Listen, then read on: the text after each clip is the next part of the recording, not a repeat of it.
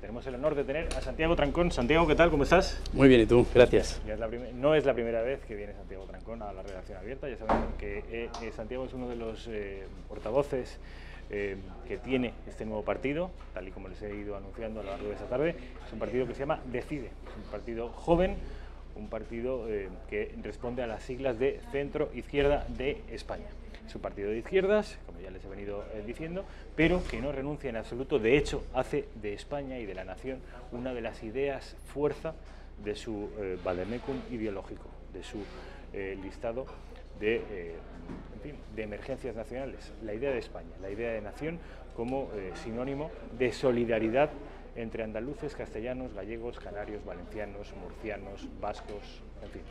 Esto que debería ser, y en teoría, sobre la teoría, desde un punto de vista teórico, es una idea absolutamente de izquierdas. De hecho, en su origen fue la idea de nación, una idea de izquierdas, y que hoy, desgraciadamente, la izquierda, o la mayor parte de la izquierda, ha renunciado a esa idea de izquierdas. Les decía también que Santiago Trancón, además de embarcarse en esta nueva aventura política, Santiago ha militado en el Partido Socialista de Cataluña, sí, en el PSC. Y también en el PSOE. Y en el PSOE también. Cuando me echaron de Cataluña, pues me aceptaron en el PSOE. Sobre eso quería preguntarte, Santiago, sobre esto que acabas de decir de que te echaron de Cataluña. Yo les he explicado a los espectadores que aquel famoso manifiesto de los 2300, no sé si se acordarán ustedes, aquel manifiesto que al principio de la democracia redactaron una serie de intelectuales, la mayoría de izquierdas, en el que alertaban de los riesgos de que la Generalitat acabara reduciendo al idioma común de todos los españoles a su mínima expresión. Bueno, pues ese manifiesto de los 2300, que luego le costó un atentado terrorista a Jiménez dos Santos, luego le costó el exilio, la marcha a otros lugares de España, a Mando de Miguel, por ejemplo, y a otros muchos intelectuales de izquierdas. Ese manifiesto estuvo redactado por este señor que tenemos aquí, por Santiago Trancón, que fue otro de esos intelectuales de izquierdas que denunciaba, y fue todo un presagio, lo que podía acabar ocurriendo en Cataluña, de seguir la política lingüística discurriendo por cómo estaba discurriendo. Santiago, cuéntanos un poco, pon en contexto a los espectadores cómo se produjo aquello, el clima de aquella Barcelona de principios de los 80, cómo fue aquella redacción, cuáles fueron sus consecuencias. Cuéntanos, porque es para mí un lujo poder tener, si no uno de los protagonistas, que en realidad casi el principal protagonista de todo aquello. Bueno, en cuanto a la redacción del texto, sí, efectivamente, eso fue. Pues yo creo que es que vivíamos, sobre todo, en un ambiente donde empezó a surgir de verdad el problema, que era en el ámbito de la enseñanza, y ahí enseguida percibimos cuál era el proyecto realmente nacionalista. Ahí nos dimos cuenta que el proyecto era fundamentalmente ir hacia una sociedad monolingüe que fuera progresivamente pasando por distintos estadios, muy bien diseñado. En principio pues era simplemente autonomista, catalanista, luego nacionalista, luego independentista, ahora soberanista, ahora separatista. Es decir, ha sido un proceso que, visto desde fuera, ha seguido unas pautas clarísimas. ¿Qué es lo que detectamos? Y por eso fuimos, de cierto modo, premonitorios.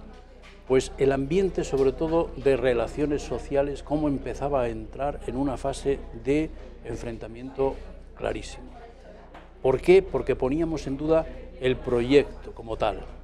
Es decir, era como haber destapado antes de tiempo qué era cuál era el pastel, qué era lo que había allí. Eso les irritó enormemente y desde la derecha a la izquierda todos se lanzaron en tromba, nos acusaron y luego utilizaron también, que ya entonces, y es importante esto tener en cuenta, en el origen de todo esto está el terrorismo de ETA.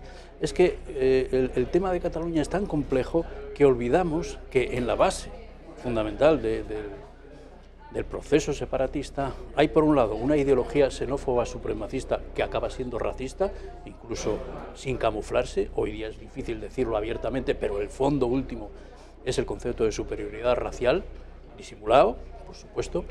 Eso por un lado, pero por otro lado, para imponer eso a la gran mayoría de la población que no comparte esas ideas, tiene que utilizarse un arma de coacción, de disuasión, de imposición, que tiene una expresión última, que es el terrorismo. Terra Iure, en aquellos momentos, campaba por sus anchas mató a personas, hirió a Federico Jiménez dos Santos y llenó de pintadas, es decir, ocupó el espacio del terror de una manera muy clara como el arma que acompañaba a todo lo demás. Y en ese ambiente surgimos nosotros, pues, en fin, gente noble, dentro de la izquierda la mayoría, que decimos, oye, ¿esto a dónde va a parar?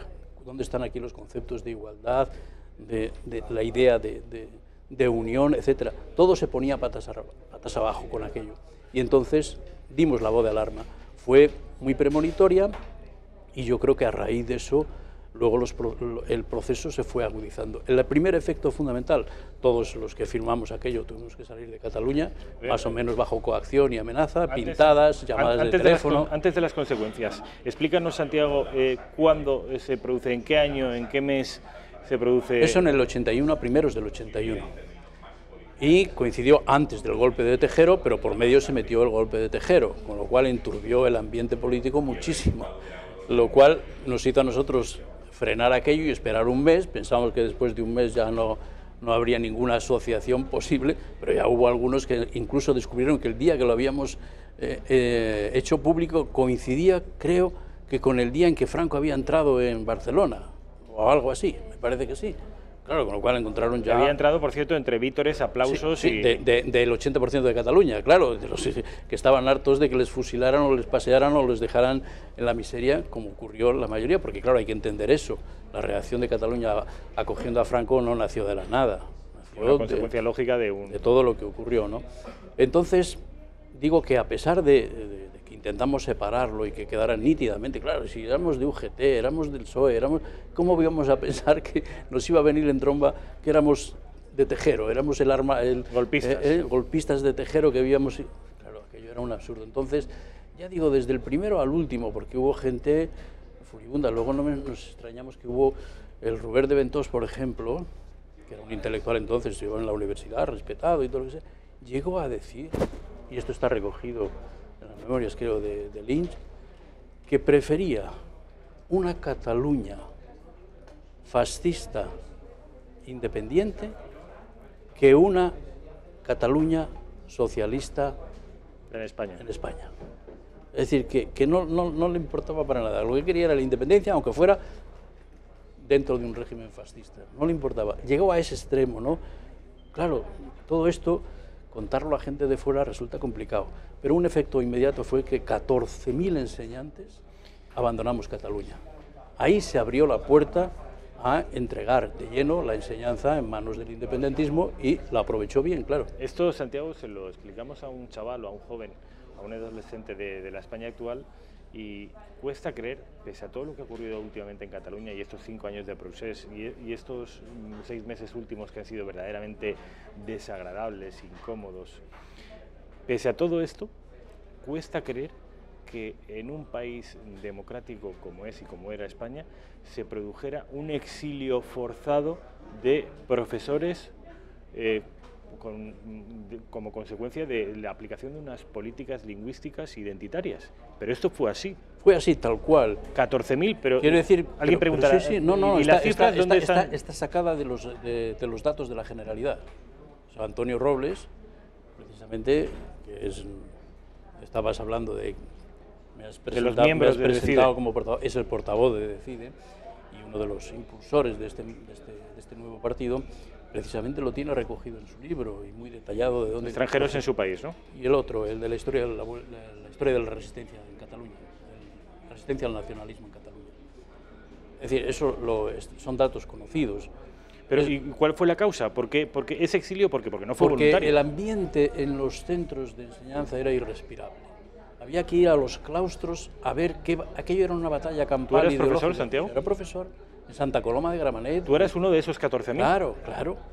Estaba en un ámbito además privilegiado porque era Santa Coloma de Gramenet, 90% de castellano parlantes, en fin, andaluces, extremeños, españoles, todos, a los que allí se intentó, como experimento fundamental, a ver si se conquistaba aquel terreno, aquella plaza. Y claro, las discusiones en los claustros eran irrespirables. Y claro, cuando a un niño está, no sé, estudiando historia y de repente de la noche a la mañana empiezan a hablar la historia en catalán, y por fuerza y que incluso eso, y esto ya es un caso grotesco que se daba en mi instituto, que la profesora que daba eso, que de repente va a dar las clases en catalán, es una de León, es una compañera mía de León, que estaba abducida por eso y en fin, atropelladamente se lo creyó todo. Se lo creyó todo y asimiló y tenía la obligación de a los pobres con esa mezcla de santurronería, beatería y maldad unida, pues se les estaba, y a los niños, pues aceptar lo que fuera. Claro, uno no puede estar todo el día peleándose con este profesor que no te mira, que te saluda, con el otro.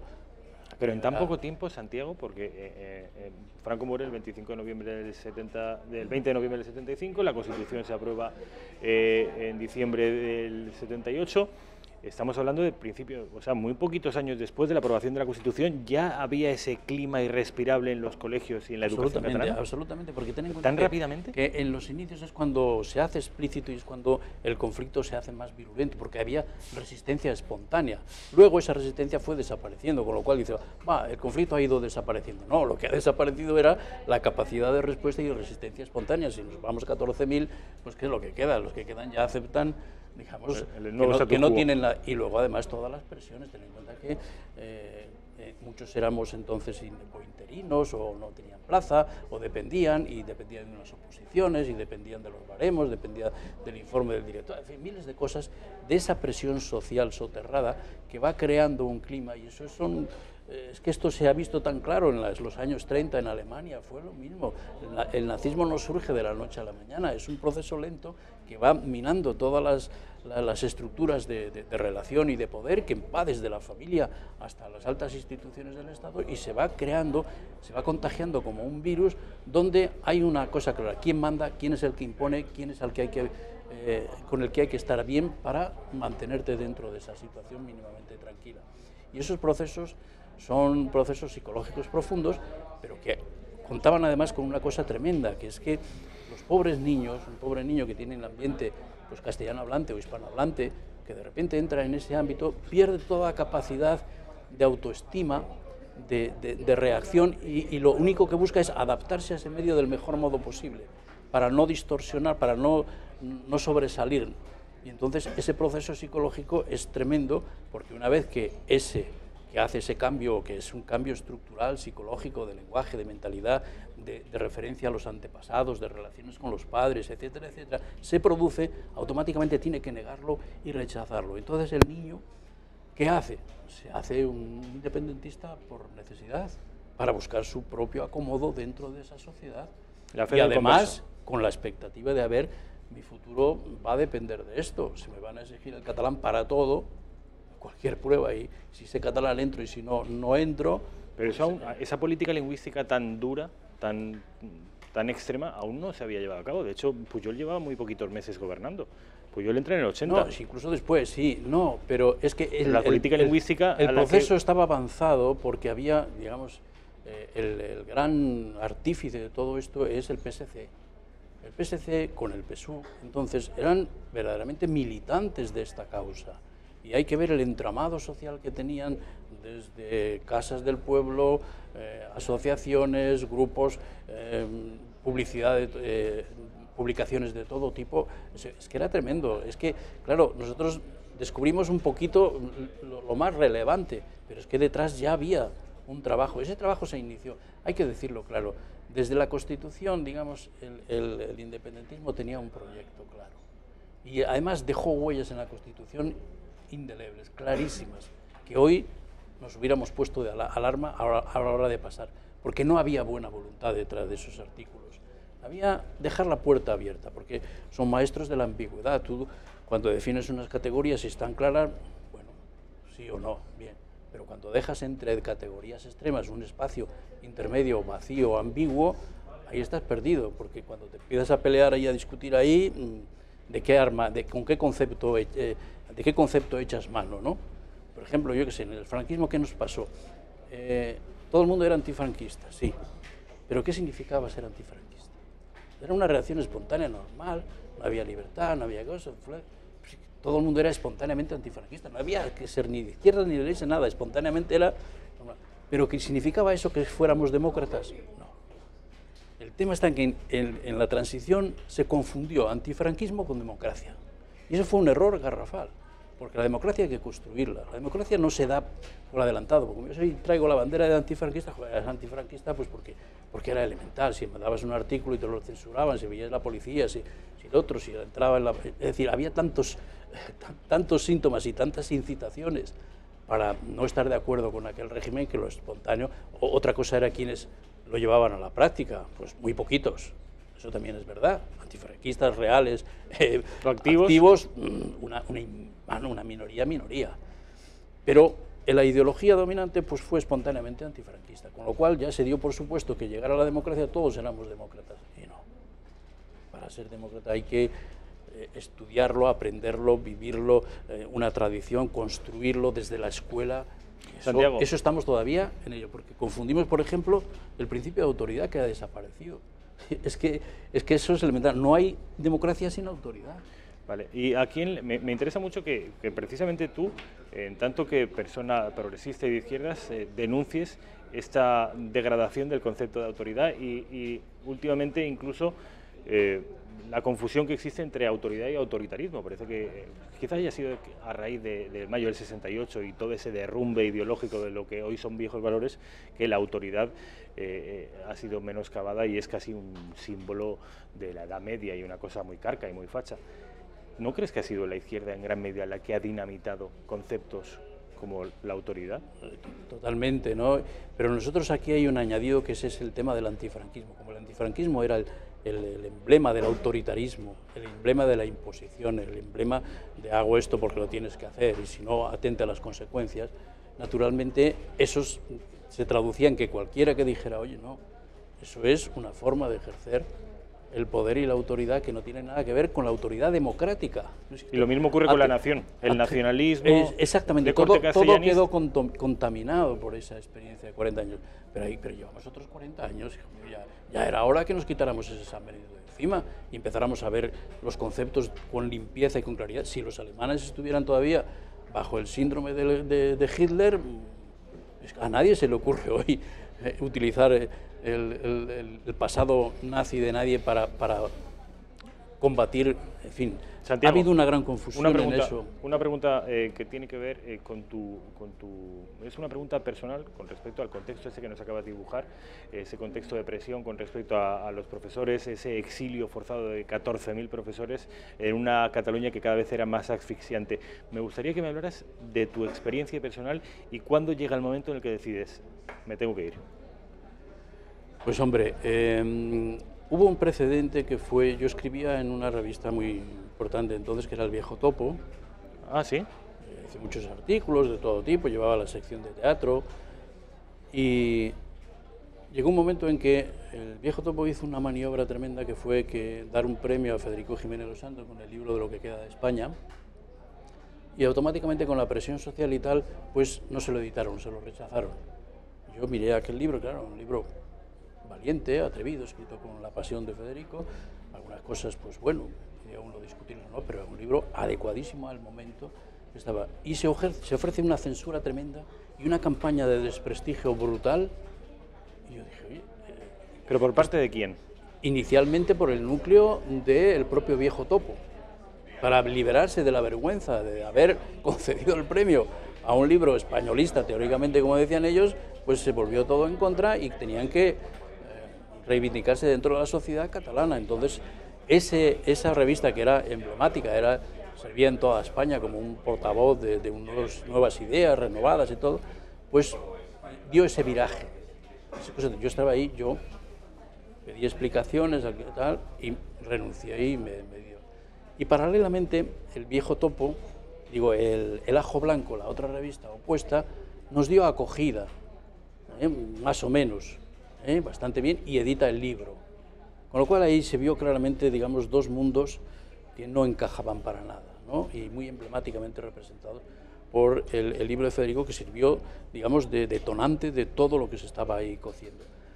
A raíz de eso y de miles de cosas tal, sale el manifiesto. Y la reacción del manifiesto, pues yo pensaba, bueno, pues es una llamada de alerta más, pero claro, cuando te llaman por la noche a casa, cuando te amenazan, cuando hacen pintadas, cuando vas al instituto. ¿Estás hablando de tu experiencia personal? Sí, y aquello, claro, y aquello es intolerable, cuando ya pierdes a montones de amigos, cuando te llaman del PSC diciéndote que vayas ahí a una especie de capítulo de culpas, de juicio paralelo, diciendo que ese manifiesto es anticonstitucional y has atacado a los principios de la democracia y no sé qué. Y dices, bueno, pero ¿dónde he llegado? ¿En dónde estoy? Paralelamente a Federico le dan un tiro en la rodilla y aquello. Bueno, pues ¿quién iba a continuar en aquello? Dice, intentamos, y aquí es importante, una salida muy coherente, que era constituir una asociación, sería hoy una asociación de resistencia a todo aquello. Yo me entrevisté 2 veces con Martín Villa, que entonces era ministro de Administraciones Territoriales, para ver si ese proyecto, porque claro, de repente eran 2.300, pero acabaron siendo 20.000, 25.000 las firmas, ya no sabíamos qué hacer con ellas. Nos vinieron un día 3.000 de los obreros de SEAT diciendo que estaban de acuerdo con aquello. Porque claro, ese manifiesto era la pura sensatez de la llamada a la democracia, los derechos lingüísticos iguales, en fin, el espíritu normal. Y entonces intentamos una salida intermedia que fue el que constituir una asociación cultural, pues, de defensa del español y de los hispanohablantes, de resistencia mínima, y claro, necesitamos un mínimo de una sede, algo, constituya, pues, bueno, pues vamos a Martín Villa. Y Martín Villa 2 veces estuve en su despacho haciendo el idiota, porque allí, venga, con esa cosa ¿Qué te dijo el ministro? así como muy sutil, todo muy amable, un poquito empalagoso como es él y todo eso, y tal, y todo buenas formas. Y no había manera de sacarle un compromiso de nada. Oye, si nos legalizáis una asociación, tenemos algún dinero para una pequeña sede, como una asociación cultural, que el Estado como tal, imposible. Voy a decir una cosa que no sé si debería decir, pero bueno, ya que estamos en confianza la voy a decir. Me hablaba entonces incluso el Martín Villa, que es un leonés que aprecio, pero que fruto también de esta época un poco miserable que nos ha tocado vivir, pues él alude en aquellas dimes y diretes y para allá y para acá, a que eso tenían que salir los fondos del área de presidencia, de los fondos reservados del área de presidencia, y que nadie se enterara. Era una cosa como clandestina, de fondo de reptiles para aquellos. Yo me quedé espantado. Digo, bueno, pero tanto miedo tenéis a que nos deis, que sé, 4 perras para decir... Esto era Suárez, ¿no? Esto era Suárez. No, ya había venido el golpe de Estado de Tejero. Calvo Sotelo. Y estaba Calvo Sotelo. Y en alguna ocasión, pues llamó por teléfono, y yo le oí la conversación que tenía con el Calvo Sotelo, todo así. De lo único que me quedó de aquella conversación que decía, era cómo se despedía Martín Villa. Dice, a sus órdenes, presidente. El ramalazo, digamos, del falangista le salió y me hizo gracia, ¿no? Y fue lo único que saqué, claro, 2 veces. Pero entonces, con lo cual fue triste a raíz de eso. La posibilidad del fondo reservado finalmente no se aplicó. Nada, todo eran fuegos artificiales para ver si me cansaba. Me pagué yo el viaje 2 veces de Barcelona a Madrid, estancia y esperando y ahí, y claro, ya se lo conté a Carlos Agún, que era un viejo leninista, comunista magnífico, extraordinario, a Reynoso, a gente de UGT, a Mando de Miguel, a Federico, a todos. Y mira, esto es lo que hay. ¿Qué hacemos? Pues mira, nos vamos todos. Ya no hay nada que hacer, ¿no? Y todos a Madrid, ¿no? Sí, la mayoría a Madrid, sí. Esa es un poco la historia que tiene el valor sintomático, más que otra cosa, más que del protagonismo personal, es la triste realidad. Y sobre todo aquí sacamos una conclusión importante, que ninguno de los que a partir de entonces han ocupado la presidencia del gobierno pueden alegar ignorancia de lo que pasó. Lo sabían de primera mano. Nosotros nos entrevistamos también con gente muy importante de UGT, Alfonso Guerra, lo sabían todo lo que iba a pasar. Tuve incluso encuentros entonces tenía cierta relación con Carmen Romero, que era profesora de mi instituto, que era la mujer de Felipe González. Lo conocía perfectamente todo, pero luego automáticamente viene Banca Catalana. Claro, ahí ya es el colmo de la desvergüenza, ¿no? Que se le permite a Pujol salir indemne de aquella millonada de dineros que fue con la bolsa fue directamente para sus negocios y para construir la independencia de Cataluña. La mitad para un lado, yo creo, y la mitad para otro, ¿no? Y aquello se le perdonó tranquilamente.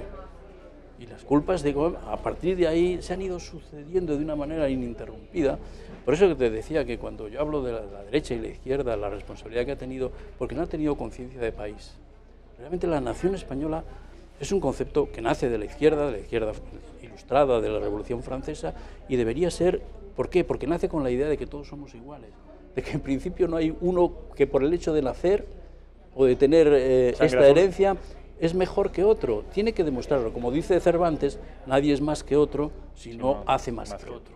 El hacer es lo que nos diferencia a unos seres humanos de otros, no el origen, no la genética, no la lengua, no todo eso. La Revolución Francesa y la idea de la nación lo que hace es igualar en derechos. Hace tabula rasa y lo fundamental es lo que nos convierte de súbditos en ciudadanos.